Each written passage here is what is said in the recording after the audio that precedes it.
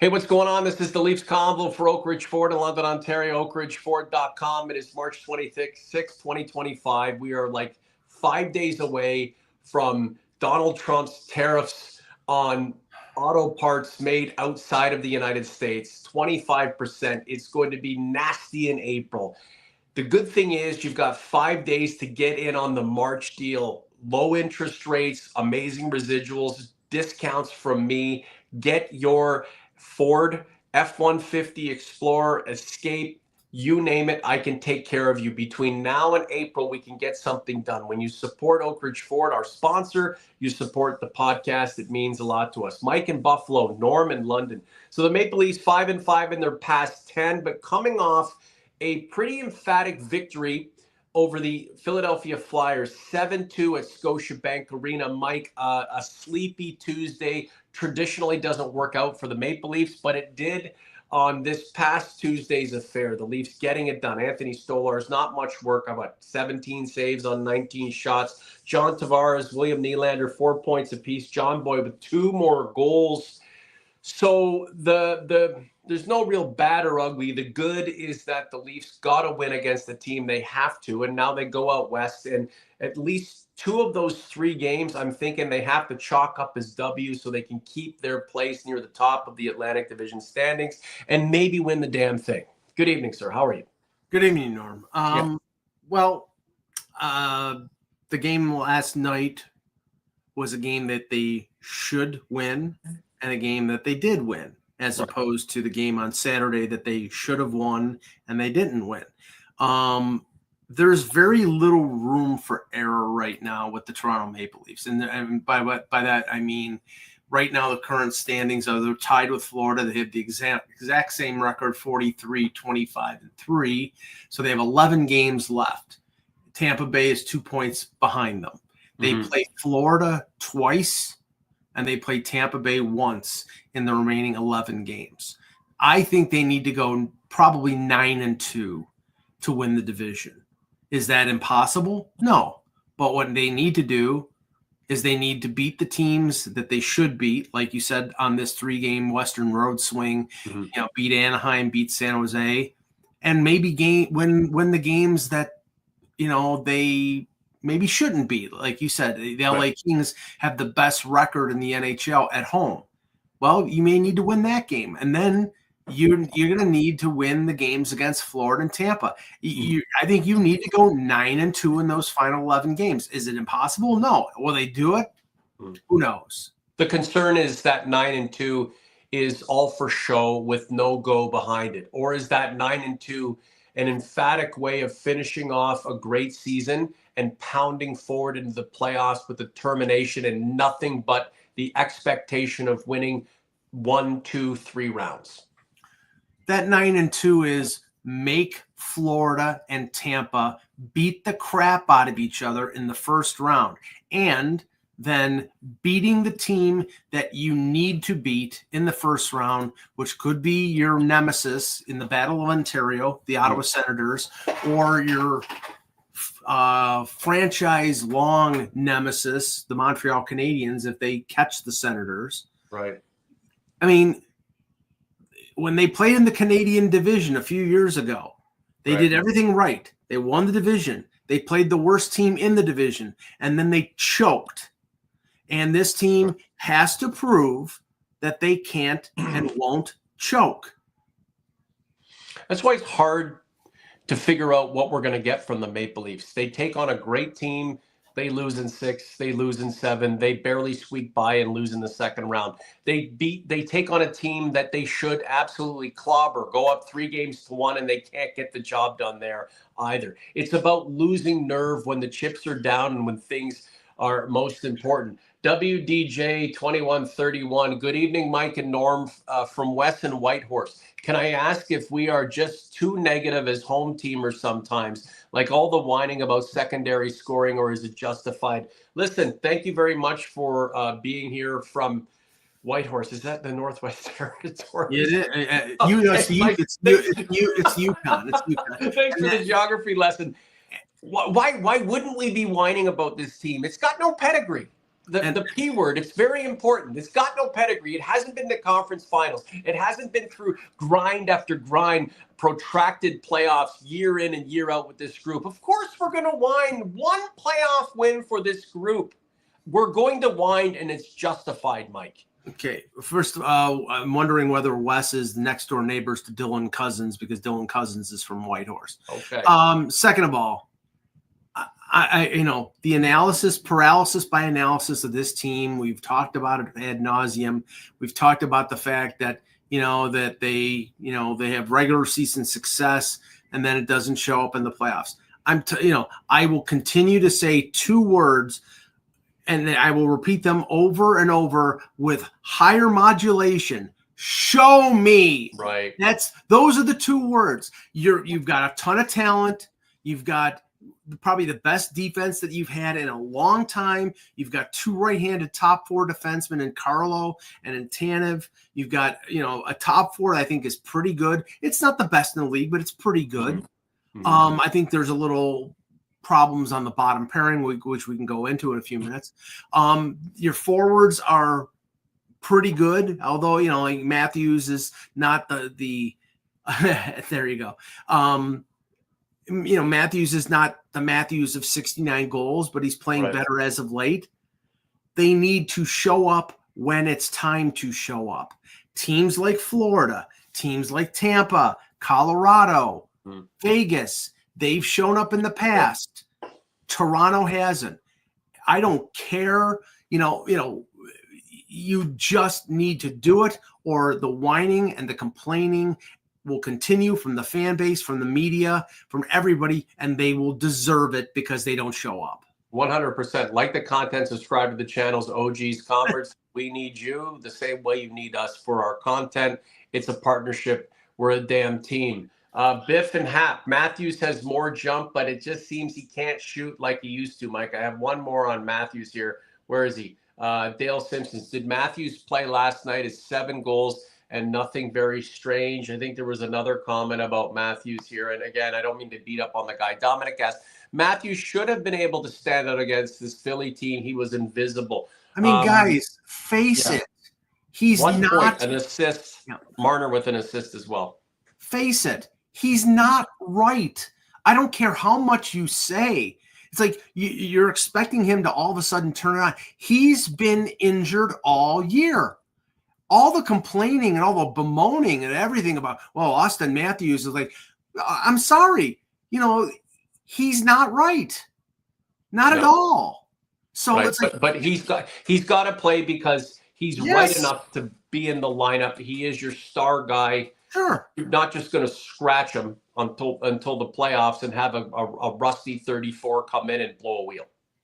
Right. I mean, he's going to play, but he's not going to play at 100%. He's been playing at less than 100% since December. Now I agree with everybody who said he shouldn't have played in the Four Nations. No, he shouldn't have. He wanted to. That was the whole thing. He's going to play in the Olympics next February. If he's less than 100%, he's going. Right.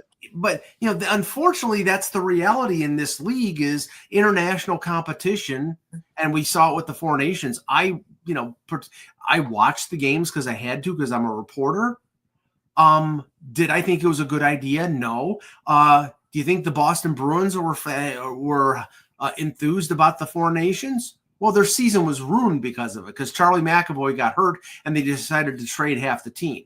Matthew Tkachuk is out until the playoffs because of the Four Nations. Connor McDavid has not played great since the Four Nations. I mean, it had an effect on teams.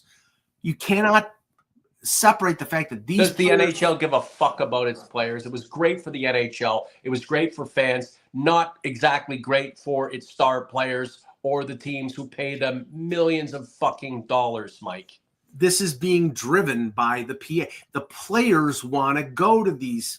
If you ask, you reap what you sow. Then right, but if you ask the owners, if you ask Gary Bettman, I don't think they want to go, but they're forced to go because the players want to do it.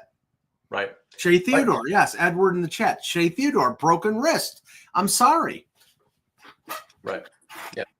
Okay. Well, we know we know where you stand on the Four Nations, but the jingoism that was produced from Canada's win, and then the things that were going on politically, the timing was great for everyone else other than players who are injured and the teams who are having to deal with the repercussions of not having their star players down the stretch and potentially beyond.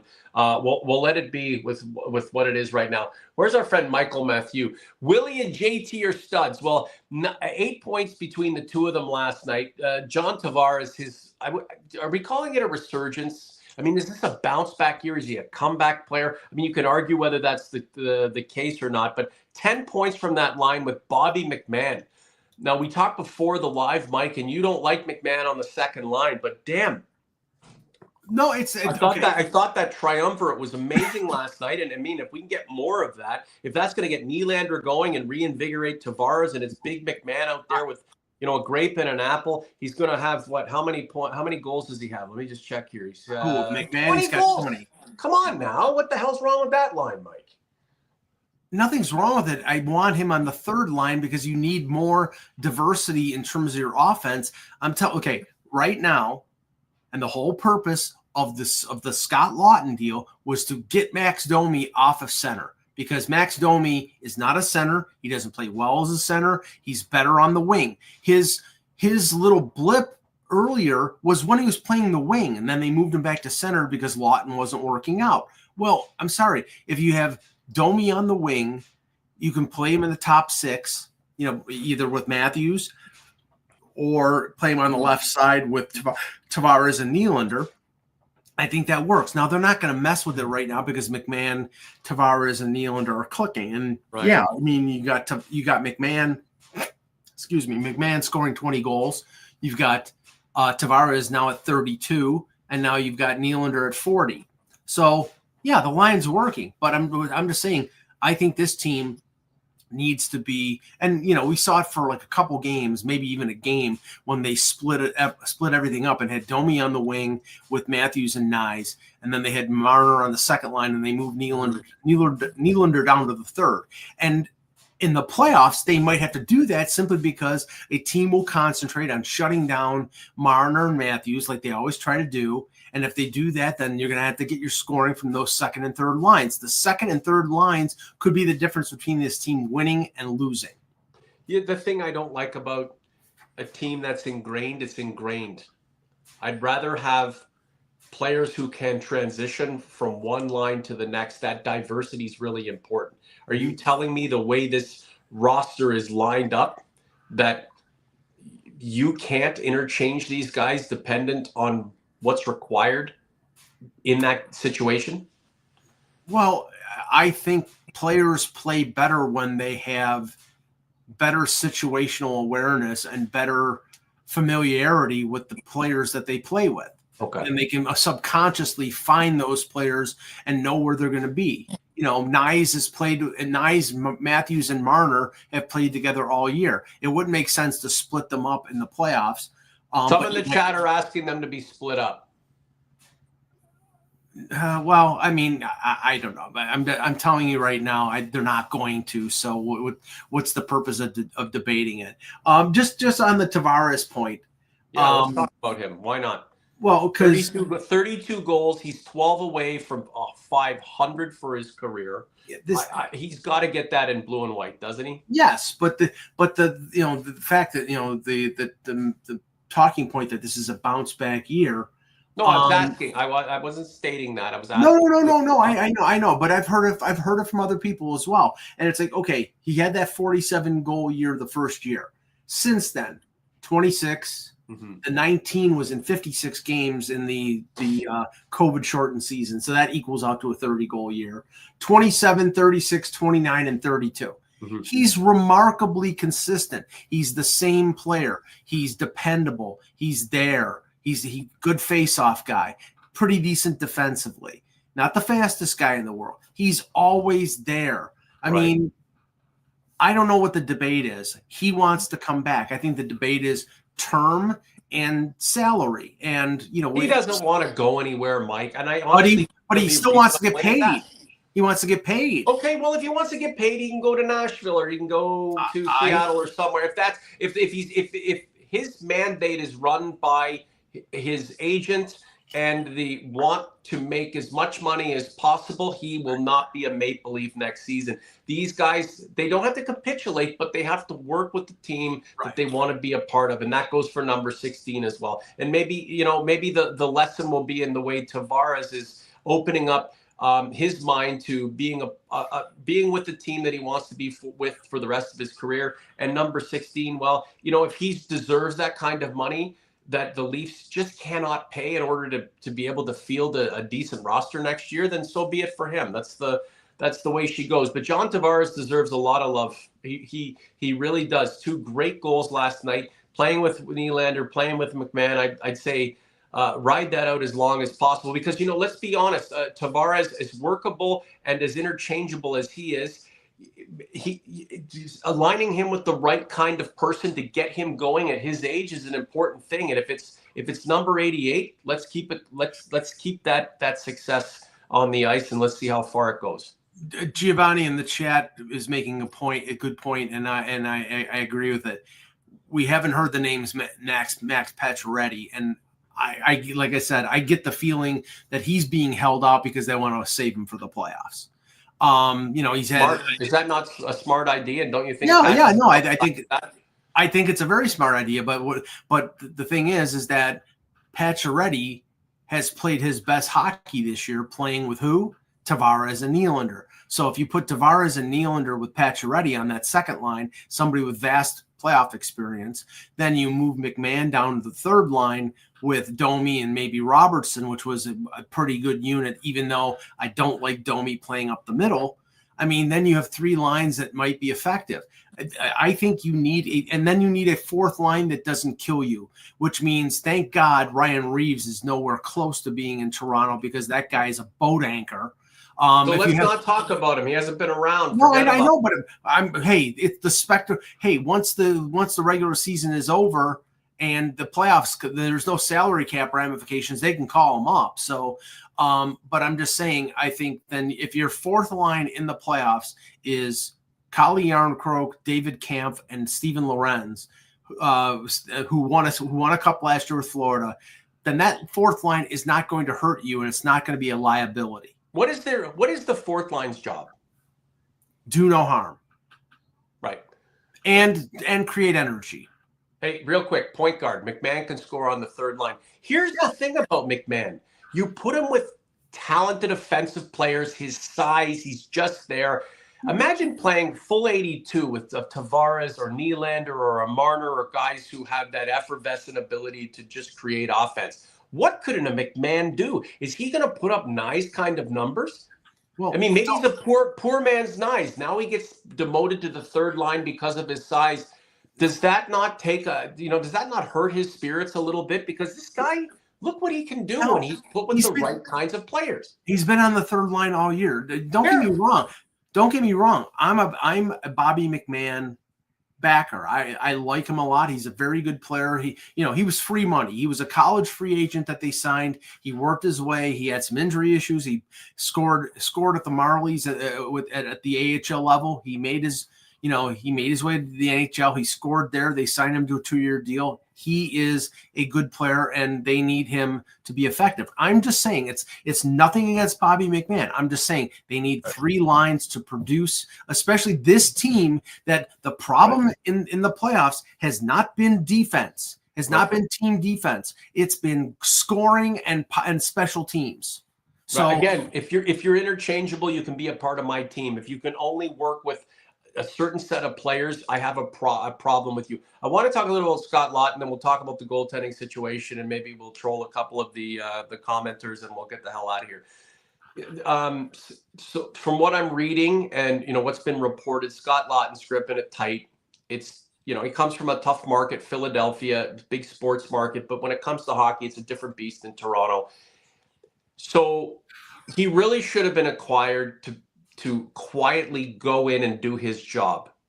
But because his arrival coincided with a shitty little run from the Leafs, all of a sudden Scott Laughton's supposed to be this fucking savior. We purport to be a very smart hockey market. Why anybody is expecting anything other than just serviceable hockey from Scott Laughton is beyond me. He can't do anything but just be a guy there.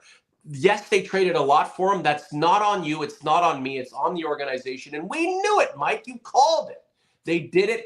Scott Laughton, just be a serviceable hockey player. Don't make mistakes. Like, who's expecting the offense from this fucking guy? Like, if you know hockey, you know that's not what he's about. Lay off this dude and let him do his thing. It's not that everyone was expecting offense from him, but they were expecting him to be a third line center. Third line center normally in most situations. He doesn't pencil the lineup, Mike. That's fucking Craig Berube's job. Right, but he's not been good, so we can't put him at third line center. That's when he came on board. Support the guys. But here's the issue. Again, we've talked about this for months. He's not a third line center. He's a fourth line center. He was playing third line center for a bad team in Philadelphia. They were not that they were sold a bill of goods. They know the player. He's from the Toronto area. Berube knows him from Philadelphia. He's played third line for Philadelphia. This is not Philadelphia. And they spent a first round pick in Nikita Gurbiankin for him. And that was the price of poker at the deadline. But they expect him to be able to play the position. So what does he do? So you put Bobby McMahon on a line with Tavares and Nylander, and the guy's all of a sudden Cam Neely. What do you do with Scott Laughton? Because he's supposed to be the central figure on a support line. What the hell do you get him going? You keep. I mean, what they did yesterday was they put him back on the third line, and he had 5 hits in the game. But he didn't play center, and I think they need him to play center. I think Max Domi is a liability defensively up the middle. Scott Laughton purportedly is not. He's not playing well right now. Does that mean he's not going to play well in the last 11 games of the season or in the playoffs? No, but right now he's not playing well, and the deal looks bad. But it's that's the reason why they traded for a player who's got another year left in the contract, because they wanted the deal to be not just for remember. Brock Nelson is a UFA. Yanni Gourde is a UFA. Scott Laughton had another year left. That made a difference for the Leafs. Right. You called it, Mike. You called it. And if you go on TikTok right now, we've cut up some shorts talking about Scott Laughton, and you're warning about Scott Laughton. Here's the thing. Yanni Gourde, Brock Nelson, most likely getting the same things. Right. We knew that the getting wasn't that great, but the Leafs were going to do something. And in the grand scheme of things, they didn't get the kind of player they wish they could have, but they made a trade, and the bonuses, they have them for another year. There's still some time for Scott Laughton to become somewhat serviceable. Mike V, Scott Laughton cost us a lot. So I love that. Dyslexic's hanging around the chat too. He's trolling. He's looking for some kind of a comment. What did he say here? Dyslexic. Treliving got fleeced at the deadline. Ha ha. Dyslexic about 7 drinks deep, and I don't give him a shout out. I haven't seen him all year, so I don't think he got fleeced in the Bruins deal, because Carlo is, I think, the defenseman that they've needed for a long time. Right. Again, they didn't trade for Nick Lidstrom, and they didn't bring Jaromir Jagr in his prime. So the Leafs got jobs. So 19 shots against, 17 saves for Anthony Stolarz last night. 1 day ago, Leafs Convo poll. It's kind of the revisitation of a poll I put out about 3 weeks ago asking converts and OGs. YouTube.com/Leafs Convo/community. Who's your game 1 starter? So this is the updated question. 93 votes. 56% say Joey is the game 1 starter and not Tony. The last time we did this post, I swear to you, 95% said it was going to be Tony over Joey. I mean, is that just a reflection of how we're feeling in the moment, Mike, or are the OGs and converts starting to understand your train of thought and how this should all go down in the end. It's recency bias from the 38 save performance against Colorado. I don't think he can be blamed for the game against Nashville because the entire team had their head up their ass after being up 2-0. So, now you're going to probably see both guys get work on this West Coast swing. They probably stick with Stolarz because Stolarz won the game against Philadelphia. I think they need to play them in a rotation, have them both ready. I don't know who's going to be the game one starter. I mean, you could make an argument both ways. Everyone knows my argument. I think they need to go with Wall because Wall is 26 years old. Right. Stolarz is 32. Stolarz has 0 games. Your ageism, Mike. You have something against. No. He's got 0 games started in the playoffs. 0. In my opinion, he was brought in to support Wall's ambitions. Right. So support. That means support from the bench. But but Craig Berube, that there's no guarantee that he sees it that way. So we will see. All right, we've done 25 minutes, about 5 minutes more than I thought we would do. What else do you want to add before we wrap her up, Mike? Nothing other than like I said, I think they need to go 8-3, 9-2 in the last 11 games, and I think they need to at least split with Florida, preferably win both games, and that's a tough task. I don't know really seriously. The division what means does winning the division mean? It means like I said, it means facing a easier first round. Oh, get out of here with that! God, stop it with the easier team. Like what? In what circumstances is the Leafs playing an easier team in the last 10 years? What's better than playing a tougher team? What? It's better than playing a tougher team. Why not? Just get it out of the way. They've proven they lose to the good ones and the bad ones. What does it fucking matter? I'm sorry. No, I get it strategically. Okay, go for it. We're just going to keep doing the same thing over and over again. Well, they got to do something different, like win, like beat the easier team. Okay. So the team, they don't win the division. Yeah. They face and they're screwed. I think if they don't win the division, they're losing in the first round of Tampa or Florida. That's my belief. 2 words from Michael Augello from Chickawaga, New York. Show me. Yeah. Against whomever. Mike, what does it matter where they finish? I'm not saying slip into a warm bath and just end up with whomever. But honestly, they're going to go gangbusters and win the fucking division. Who gives a shit?